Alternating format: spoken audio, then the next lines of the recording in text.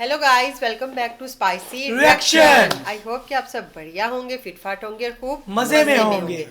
तो गाइस, आज हम आपके लिए जो वीडियो लेके आए हैं ना, एक बहुत ही मतलब न्यूज़ है। न्यूज़ है जीके अच्छा, दृष्टि। जीके दृष्टि, हाँ। हाँ जी, उनकी न्यूज़, उनके चैनल की वीडियो है जिसमें उन्होंने कहा, टाइटल दिया है जी, DRDO decodes Turkish drone used against India. कि डीआरडीओ जो है ना, वो तुर्किश ड्रोन यूज कर रहा है इंडिया के खिलाफ। अच्छा जी। अच्छा, उसके पीछे क्या रीजन है, चले जी पहले वीडियो देखते पहले हैं। वीडियो देखते हैं। जी जी, पहले वीडियो देखते हैं, उसके बाद इस पे बात करते हैं। तो लेट गेट स्टार्टेड। स्टार्टेड। दोस्तों, आपने अंग्रेजी की एक पुरानी कहावत जरूर सुनी होगी कि actions always speak louder than words.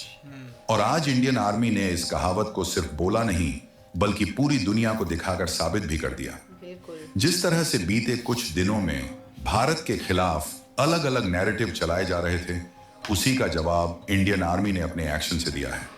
दरअसल ऑपरेशन सिंदूर के दौरान पाकिस्तान और उसके सहयोगियों की तरफ से भारत की ओर बड़ी संख्या में ड्रोन भेजे गए थे। इन ड्रोन का मकसद भारत के सैन्य ठिकानों और कुछ रिहायशी इलाकों को नुकसान पहुंचाना था।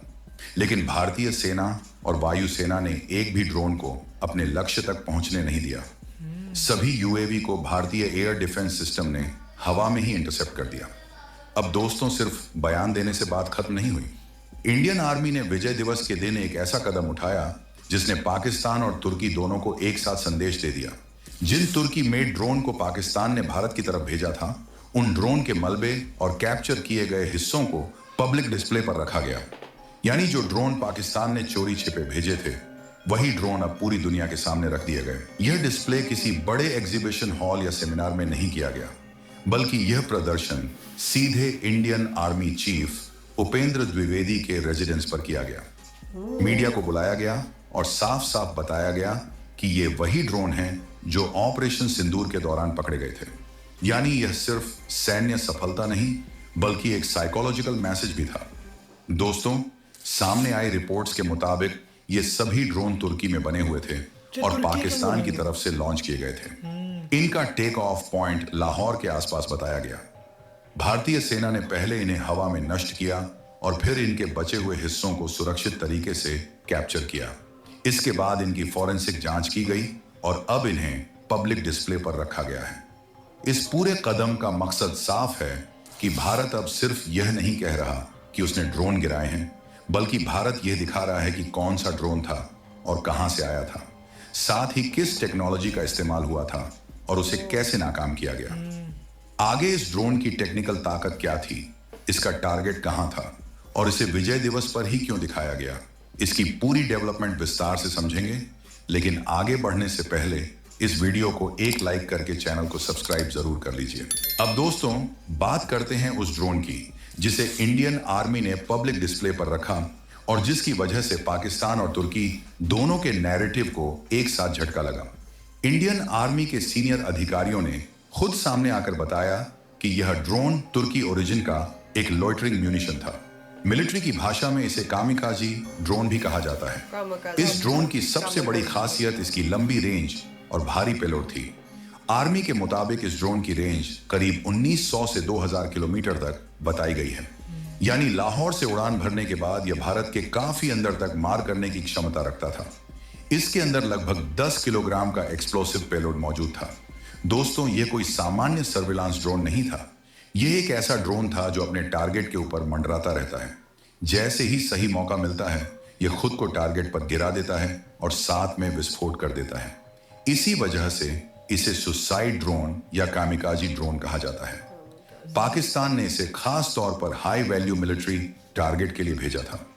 आर्मी ने साफ बताया कि इस ड्रोन का टारगेट जालंधर के पास स्थित आदमपुर एयरबेस था। यह वही एयरबेस है जो ऑपरेशन सिंदूर के दौरान रणनीतिक रूप से बेहद अहम माना गया। यही वह बेस है जहां भारत की मजबूत एयर डिफेंस क्षमताएं तैनात हैं और जहां S-400 सिस्टम की मौजूदगी की भी चर्चा होती रही है। लेकिन दोस्तों, ड्रोन अपने टारगेट तक पहुंच ही नहीं पाया। जैसे ही यह लाहौर से उड़ान भरकर भारतीय सीमा में दाखिल हुआ, अमृतसर के एयर स्पेस में ही इसे ट्रैक कर लिया गया। भारतीय एयर डिफेंस नेटवर्क और इलेक्ट्रॉनिक वॉरफेयर सिस्टम ने इसे तुरंत लॉक किया और हवा में ही डिस्ट्रॉय कर दिया। यानी ड्रोन ने भारतीय जमीन पर 1 इंच भी नुकसान नहीं पहुंचाया। इसके बाद जो सबसे अहम कदम उठाया गया वह था इसका फॉरेंसिक एनालिसिस। ड्रोन को डिस्ट्रॉय करने के बाद उसके बचे हुए हिस्सों को इकट्ठा किया गया। डीआरडीओ और आर्मी के साइबर ग्रुप ने इसे डीकंस्ट्रक्ट किया और इसके सॉफ्टवेयर, कम्युनिकेशन सिस्टम, नेविगेशन और कंट्रोल आर्किटेक्चर को पूरी तरह डिकोड किया गया। फॉरेंसिक जांच से यह साफ हो गया कि ड्रोन कहां से लॉन्च हुआ था, इसका रूट क्या था, किस फ्रीक्वेंसी पर यह कम्युनिकेट कर रहा था और इसका अंतिम टारगेट क्या था। यानी पाकिस्तान और तुर्की दोनों जिस चीज को सीक्रेट मान रहे थे वह पूरी तरह भारत के सामने खुल चुकी थी। अब दोस्तों, यही वह पॉइंट है जहां से यह मामला सिर्फ सैन्य सफलता नहीं बल्कि रणनीतिक जीत बन जाता है।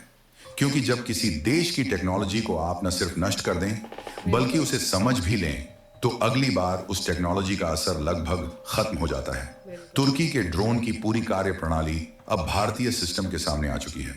यही वजह है कि इस डिस्प्ले को सिर्फ एक शो नहीं बल्कि एक स्ट्रॉन्ग मैसेज माना जा रहा है। पाकिस्तान के लिए संदेश साफ है कि ड्रोन आधारित वॉरफेयर भारत के खिलाफ काम नहीं करेगा, और तुर्की के लिए संदेश और भी सीधा है कि आपकी टेक्नोलॉजी अब सरप्राइज नहीं रही। अब दोस्तों, सबसे अहम सवाल यही है कि इंडियन आर्मी ने इस पूरे ड्रोन डिस्प्ले के लिए विजय दिवस का दिन ही क्यों चुना। इसका जवाब सिर्फ सैन्य नहीं बल्कि मनोवैज्ञानिक और कूटनीतिक स्तर पर भी छिपा हुआ है। ओके जी। अच्छा, ये जो ड्रोन है ये तुर्की ने दिया पाकिस्तान को। हाँ, ये जो अपनी तरफ से उन्होंने बहुत चाल के लिए, लेकिन देखा खुफिया जाए रखने के लिए। बिल्कुल, उन्होंने ये कहा है कि ये उनके लिए इस वजह से ये मसला बन गया क्योंकि तुर्की ने जो ड्रोन दिया है ना उसका जो सारा कुछ था वो इंडिया को पता चल गया कि किस तरीके से बना और क्या मटेरियल इसमें यूज है और इसकी नेविगेशन कितनी क्या इसका वो सारा कुछ। अच्छा, इसकी कहते हैं जो रेंज थी वो 1900 से 2000 के रेंज तक के करीब कि ये काफी खुफिया जगह तक जा सकती थी सकता है। लेकिन तो लाहौर से इन्होंने अच्छा, उनका डिफेंस सिस्टम देखिए इतना मजबूत है कि उन्होंने क्या किया है कि उधर आसमान के अंदर इसको ब्लॉक पहले लॉक कर दिया ना, लॉक किया, लॉक करके उधर ही डिस्ट्रॉय किया और उसके बाद जो था उसका जो फिर उन्होंने एक सारा इसका मलबा जमीन पे जब उन्होंने घेरा ना इसको सारा मलबा उन्होंने इकट्ठा करके फिर उन्होंने आर्मी चीफ है उसकी रेजिडेंस जहाँ पे वो रहते हैं ना वहां पे उन्होंने इसको सारे रिपोर्टर को बुलाया और दिखाया कि ये अच्छा कोई छोटा व्यू नहीं है। ड्रोन बड़ा ड्रोन है, मतलब देखा जाए जैसे कामाकाजी कहते इसका नाम है कामाकाजी। अच्छा, ये जब मतलब इंडिया के और पाकिस्तान के हालात खराब हुए थे तब की नहीं वीडियोस तब की नहीं है, तब वो बता रहे थे कि ये ड्रोन्स वाला जो मसला था ना तब चला था क्योंकि उधर से भी ड्रोन इधर आए थे और इधर से भी ड्रोन उधर गए क्योंकि तुर्की पाकिस्तान का साथ दे रहा था ना। हाँ, तुर्की ने ड्रोन दिए जी पाकिस्तान को कि आप ये अपनी तरफ से उन्होंने खुफिया ड्रोन दिए कि इसका इंडिया को पता नहीं चलेगा और हमारा काम हो जाएगा। टेक्नोलॉजी जो है ना वो अब इंडिया को पता चल गई है कि किस टेक्नोलॉजी से बनी है। इसके लिए उस वजह से वो वरीड है, परेशान है कि जी जो जिस टेक्नोलॉजी से जो चीज़ बनी होती है वो चीज़ अगर दूसरी कंट्री को पता चल जाए तो उसके अलावा जब अदरवाइज अगर वो कोई दूसरा ड्रोन या कुछ भी भेजेंगे तो वो उनके लिए एक मामूली सी चीज़ होगी क्योंकि वो उस चीज़ पे तो वो पहले वो फोकस कर चुके हैं। में अगर देखा जाए तो इंडिया बहुत आगे है बिल्कुल वेपन्स में। ये जो असला बारूद है इसमें इंडिया अपने आप को बहुत मजबूत कर रहा है। उन्होंने अपना डिफेंस सिस्टम जो है ना बहुत स्ट्रॉन्ग किया हुआ है। इसी वजह से वो मतलब देखें कि उनका रडार जो है जो टारगेट कोई भी चीज को टारगेट करने से पहले ही वो फोकस कर लेते हैं। तो अब देखिए उन्होंने S-500 भी मंगवा लिया रशिया से। बिल्कुल। और अब हमने जो दिन न्यूज़ पढ़ी थी कि अब रशिया उनको न्यूक्लियर तेल भी दे रहा है। बिल्कुल, जो जिसकी वजह से वो अमेरिका जो था ना अब वो हुआ था जो जैसे ही इंडिया के और रशिया के आपस में तल्लुकात बहुत अच्छे हो गए हैं, अब जो भी चीज़ बननी है वो इंडिया में तैयार होनी है। तो अब जो भी असला वेपन्स वगैरह डिफेंस के बारे में जो भी बनेगा तो वो सारा इंडिया में तैयार होगा। देखा जाए ना कि वो अपने आप को न्यूक्लियर तौर पे भी मजबूत कर रहे हैं, डिफेंस सिस्टम भी अपना मजबूत कर रहे हैं हर लिहाज से, अपनी जीडीपी अपनी हर चीज को देख के वो प्रोग्रेस कर रहे हैं। इसी वजह से तो वो देखें कि कहां से कहां ये एक तरफ से उन्होंने पाकिस्तान और तुर्की को ये बताया है कि आपका जो डिफेंस सिस्टम उन्होंने ये बताया कि आपने जो ड्रोन भेजे है ना उसकी टेक्नोलॉजी हमें पता चल चुकी है। तो इस वजह से ये चीज जो है ना वो अब नेक्स्ट टाइम अगर कुछ इस तरह का होता है, अव्वल तो आपको पता सीज फायर हो चुके हैं, तब तो ये था उधर से ड्रोन इधर आ रहे थे, इधर से ड्रोन उधर जा रहे थे और हालात जो काफी क्रूशियल हो चुके थे। लेकिन अब सीज फायर की वजह से कई देश ऐसे भी है ना जो पाकिस्तान और इंडिया के चाहते हैं कि इनके अंदर ना दरारें पड़ी रहे इनकी आपस में लड़ाई झगड़े चलते लड़ाई ही झगड़ा रहे। चल ये वो चीज है ना, ये हम लोगों की सोच से बहुत ऊपर की बातें हैं, बहुत ऊपर की बातें हैं। हमारी क्योंकि तो इतनी सोच ही नहीं है। अगर वही बताने लगी हूँ कि अगर पाकिस्तान और इंडिया के मामलात अच्छे हो जाते हैं ना, तो कई मुल्कों को रोटी नहीं हजम होगी। बिल्कुल बिल्कुल बिल्कुल। तो बाकी आपके क्या विचार है इस वीडियो के बारे में, हमारे साथ जरूर शेयर कीजिएगा। मिलते हैं जी नेक्स्ट वीडियो में। गुड बाय, अल्लाह हाफिज।